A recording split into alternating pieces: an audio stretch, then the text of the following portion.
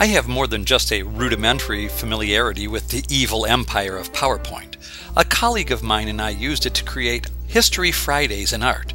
It's okay, and the students were able to retain more about art created before and during their lifetime, but I still needed more. Enter month 1 at Full Sail University.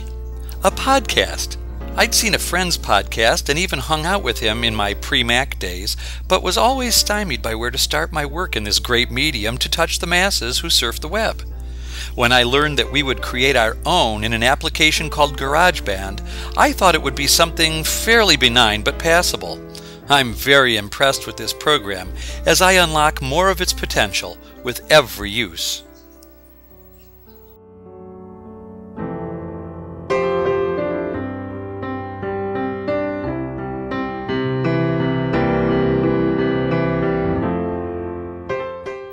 Becoming a creator meant that I now must share it and also see what others have created to expand my horizons. With the use of programs such as Skype, which I use daily, iChat, Yahoo, and others, I can communicate in ways that snail mail and even email did not allow. Using the Ning site we created in Education Design and Evaluation, even to this day has been a way that I have added to help the groups I've been involved with to stay in touch and further our knowledge. Of course, being introduced to new communication avenues such as the much warned against Facebook for staying in contact and sharing, and using a game such as Second Life to meet and to learn applications like ScreenFlow has been extremely beneficial, especially when it comes to showing students the steps it takes to complete a task.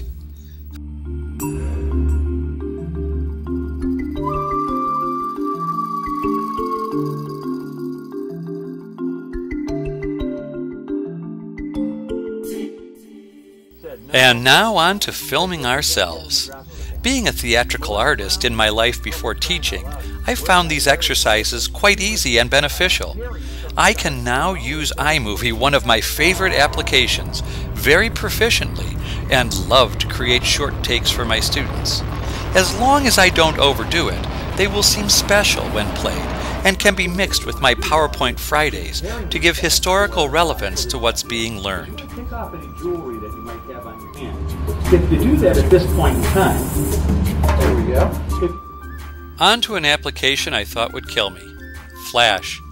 You see, my son is owner of a company that does most things computer, and one of the earliest things I heard him talk about in regards to designing web pages was Flash. He allowed me to play with it a bit in order to create a web page for my church, but I just ended up using Dreamweaver instead. It was so much easier to use, or so I thought. Being introduced to Flash in May's Digital Media and Education Applications class allowed me to find the way I will present my final project. Making an interactive website for my students to anonymously critique each other's work will add a lot to their educational experience, where they can truly show what they've learned without the worry of being termed an art geek.